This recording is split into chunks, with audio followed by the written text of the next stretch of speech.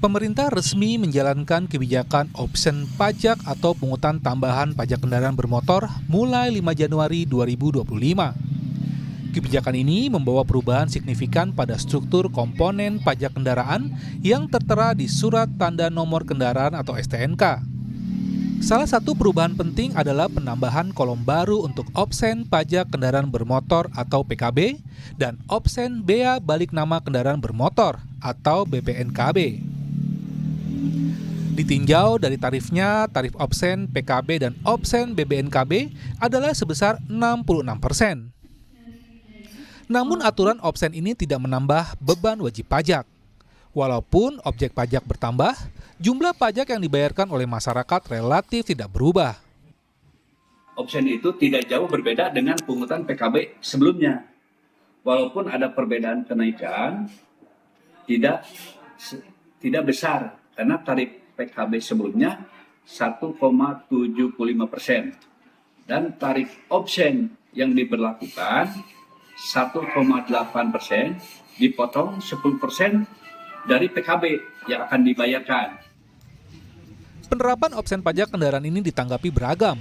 Sejumlah warga mengaku keberatan jika penerapan opsen akan tambah membebani. Sebagian lagi setuju opsen pajak jika tidak membebani warga dan dapat meningkatkan pendapatan daerah lewat pajak. Punya motor untuk beraktivitas, untuk jualan, untuk bekerja kan itu aja sih. Kalau ditambah lagi belum pajak yang lain, ini udah dipajak sembako mahal lah. Apa yang buat sejahtera masyarakat gitu aja. Masalah itu cuma masalah naiknya pasti jadi beban juga buat masyarakat kecil begitu kan. Penambahan biaya kan sulit nih, nggak cuma beban aja gitu. Beban aja ya. Dengan kenaikan pajak. Iya.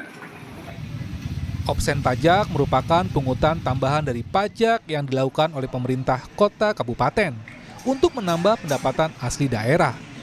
Implementasi opsen dipraktekkan sebagai mekanisme bagi hasil oleh pemerintah provinsi kepada pemerintah kabupaten atau kota. Meskipun ada opsen pajak, beberapa provinsi memastikan tarif PKB dan BPNKB tidak mengalami kenaikan. Abdul Rohim, Kompas TV Bandung, Jawa Barat.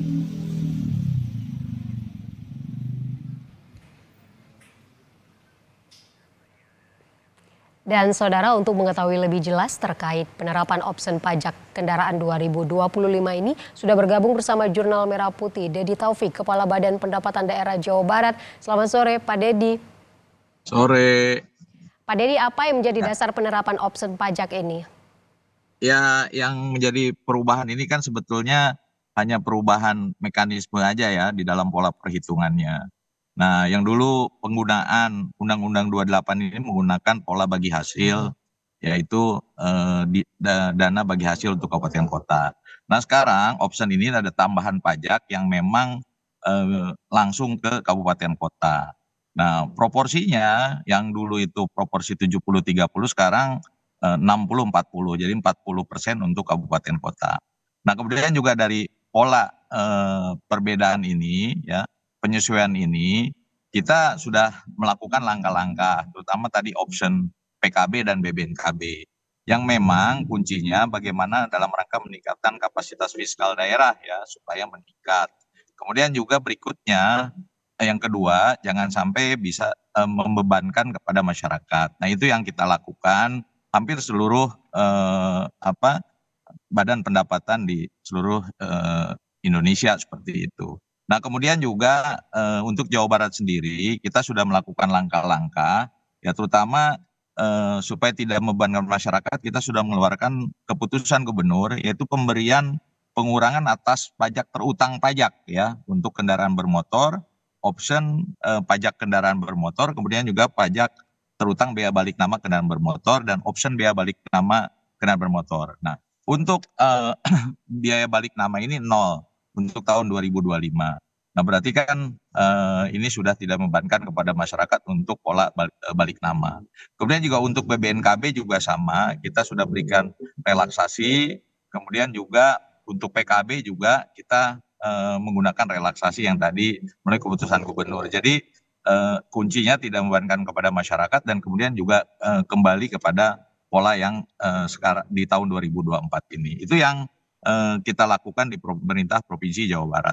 Seperti apa mekanismenya untuk option pajak kendaraan ini, Ya. Pak Dedi? Jadi option itu kalau pada tahun 2024 ya, untuk polanya itu per 1 bulan ya. 1 bulan itu begitu WP membayar pajak, nanti kita akan transfer ke kabupaten kota 1 bulan waktunya. Tapi dengan option ini, ya alhamdulillah kita harus melihat secara keseluruhan, terutama berkaitan dengan kesisteman yang ada di Samsat ya.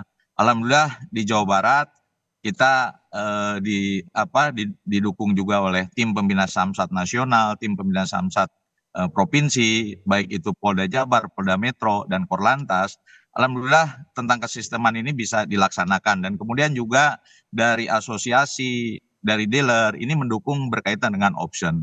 Jadi masuk langsung, nanti per harinya itu masuk di pajaknya di RKUD Kabupaten Kota. Nah polanya yang berbeda di tahun 2024 dan 2025. Jadi kalau 2024 kita menunda dulu 1 bulan, baru setelah terkumpul baru ditransfer ke kabupaten kota. Tapi kalau yang sekarang dengan option PKB, BBNKB sesuai Undang-Undang 1 HKPD tahun 2022 dan PP 35 dan Perda 9 yang ada di Jawa Barat, kita melakukan dengan sistem seperti itu. Jadi per hari ini ya kita sudah memperlakukan di tanggal 5 Januari, alhamdulillah kita melaksanakan dengan baik untuk pembagian tadi kaitan dengan pajak daerahnya. Gitu. Berarti sebenarnya pajak kendaraan ini naik atau tidak jika dihitung secara keseluruhan, Pak Dedi? Iya, kalau dari sisi tarif kita ada penyesuaian, tapi kita juga sudah melakukan relaksasi. Ya, relaksasi ini terhadap pokok pajak terhutangnya. Nah, ini justru kembali kepada pemberlakuan di tahun 2024. Nah, ini sama gitu ya untuk pola pembayaran pajaknya atau WP membayar pajak kendaraan bermotor, baik itu PKB maupun BBNKB sama dengan tahun sebelumnya. Baik, terima kasih banyak atas penjelasannya terkait penerapan opsi pajak kendaraan 2025 ini. Pak Dedi Taufik, Kepala Badan Pendapatan Daerah Jawa Barat. Sekali lagi terima kasih sudah bergabung bersama kami di Jurnal Merah Putih. Selamat sore Pak Dedi.